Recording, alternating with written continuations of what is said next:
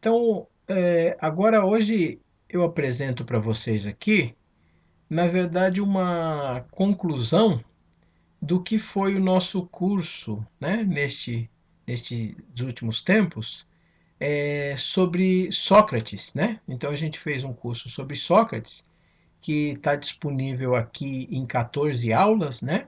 14 videoaulas com as indicações de leitura, bibliografia e etc. E eu vou colocar aí no pé deste vídeo, né, na explicação do vídeo, eu vou colocar os links das 14 aulas, né, que vocês podem encontrar aí no meu canal também, e vou colocar também algumas indicações outras, né, de filmes ou de vídeos que estejam aí também, enfim, que nós utilizamos, né. Então hoje eu estou só fazendo esse vídeo de encerramento dessas 14 aulas, e aí eu queria fazer com vocês uma espécie de síntese, né, do que a gente viu nesse semestre, né? Então a gente trabalhou primeiro um pouco, a gente começou fazendo a nossa abordagem sobre Sócrates, como eram tantas coisas, com uma visão cinematográfica. Primeiro a gente falou sobre o Sócrates do Rossellini, né? Um filme sobre Sócrates, né? Do Rossellini. O Rossellini é um cineasta italiano que fez outros filmes por encomenda para a TV estatal italiana e fez também filmes sobre Pascal, sobre Descartes, sobre Santo Agostinho, e nós vimos esse filme sobre Sócrates.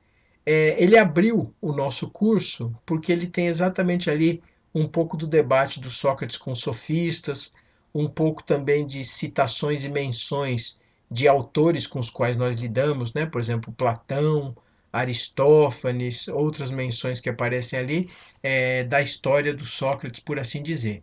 Então esse é um pouco, foi um pouco esse o nosso intuito, né? Depois disso, a gente passou a trabalhar com algumas interpretações, né? A gente viu, por exemplo, a interpretação do Diógenes Laércio na Vida e Doutrina dos Filósofos Ilustres, né? E depois nós começamos a ver sobre Sócrates as chamadas visões antigas sobre Sócrates, né? Como a gente viu e como é sabido, o Sócrates não deixa nada por escrito ele mesmo, né? Mas as suas filosofias se dá pelo diálogo, se dá pelo encontro, se dá pela interlocução e, na verdade, a gente tem relatos sobre o Sócrates por outros, né? Os mais famosos são os de Platão, os de Xenofonte, o de Aristófanes, né? E foi por eles que a gente percorreu esse fio para fazer uma composição da figura do Sócrates, né? Então, o primeiro que a gente viu foi o Sócrates do Xenofonte. A gente viu trechos das Memoráveis, né? Onde aparece a figura do Sócrates e onde aparece o louvor do Xenofonte à figura do Sócrates. Depois a gente viu a Comédia Grega, e a gente viu a crítica do Aristófanes nas nuvens, né? Então, como que ele pinta o Sócrates como uma espécie de sofista do seu tempo, como ele faz a crítica aos que acompanhavam Sócrates, aos discípulos de Sócrates, através de uma história jocosa, né, típica da comédia grega, né? E feito isso, a gente passou a ver Sócrates através de algumas interpretações pontuais de Platão. A primeira que a gente viu, né, não podia deixar de ser, foi a Apologia de Sócrates, onde aparece exatamente o contexto do julgamento de Sócrates, né, das acusações que pesavam contra Sócrates e do julgamento. E aí a gente analisou um pouco os argumentos, né, que aparecem para a condenação de Sócrates, para a defesa de Sócrates feito pelo próprio Sócrates e o contexto, né, aonde isso se dá, o contexto do julgamento, né, pela cidade de Atenas. Depois a gente passa a ver uma outra interpretação do Sócrates num diálogo chamado Crítias, né? Onde aparece o Sócrates já está preso, já está condenado, está esperando a sua execução, a sua pena capital. E onde aparece, né? Aliás, que desculpem, né? Eu falei Crítias, o diálogo é Criton, né? Onde o Criton, na verdade, está fazendo ali um convite ao Sócrates para a fuga, né? Então o discípulo de Sócrates, o Criton, está fazendo essa oferta, e aí tem toda uma questão moral para recusa da fuga e etc e tal, né? Então esse é um pouco o contexto que a gente viu nesse diálogo.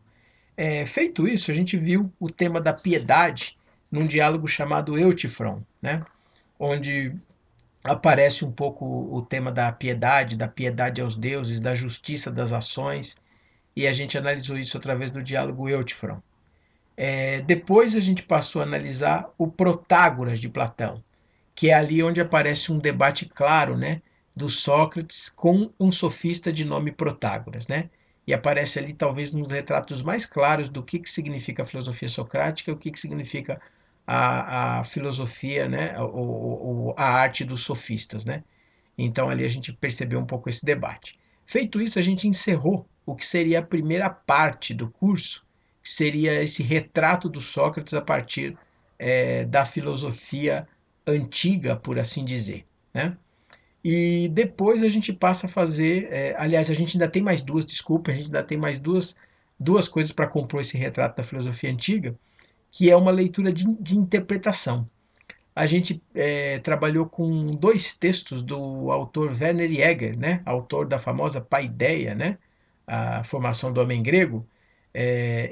A gente trabalhou dois textos dele, um para perceber um pouco quem eram os sofistas, né, então um pouco o retrato que ele faz dos sofistas, e o outro para perceber o desafio do Sócrates como educador. Então a gente fechou esse retrato vamos dizer assim, do Sócrates antigo, né, da interpretação antiga sobre o Sócrates, com esse autor que é o Werner Jäger, né? E aí, feito isso, a gente passa então, agora sim, ao que seria a parte moderna, né? Vamos dizer, do Sócrates, né? A gente propositalmente não coloca nenhuma interpretação do medievo e a gente salta para o moderno. E a gente viu algumas interpretações modernas do Sócrates. A primeira foi a interpretação do Hegel, né? Que aparece nas lições, né, sobre a história da filosofia, e ali a gente percebe um pouco do uso o Hegel estudando a ironia, a maiêutica, interpretando Sócrates como um personagem de uma época, de um momento. Então Hegel colocando e situando Sócrates bem no auge ali, né, de uma questão, por assim dizer, histórica, né, percebendo a época, a consequência do Sócrates para toda uma época, né? Então uma visão bastante cristalizada, essa visão do Hegel, uma visão bastante importante do século XIX que a gente percebe. Depois a gente passa para uma outra interpretação, que é a interpretação do Kierkegaard. A gente analisa partes de uma obra chamada Conceito de Ironia, né? Constantemente referido ao Sócrates.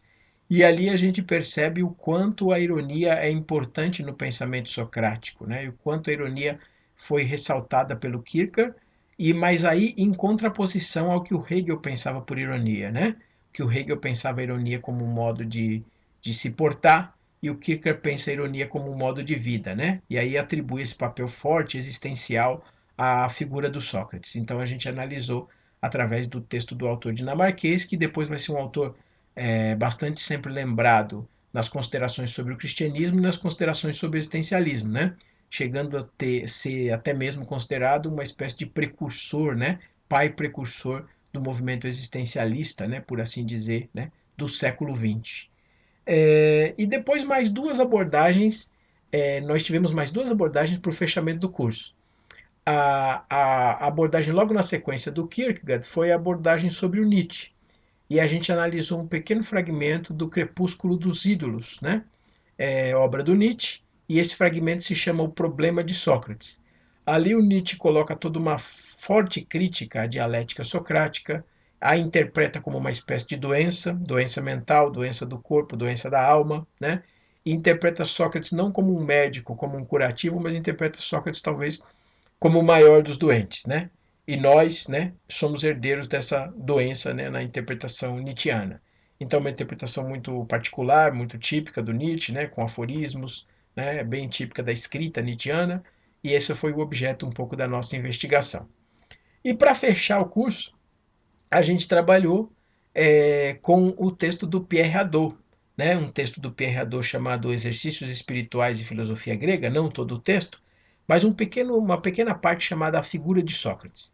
E ali a gente percebe o que ele interpreta como a figura de Sócrates. Lembrando que a leitura do Perrador está muito guiada também pela interpretação do Nietzsche e também pela interpretação do Kierkegaard, né?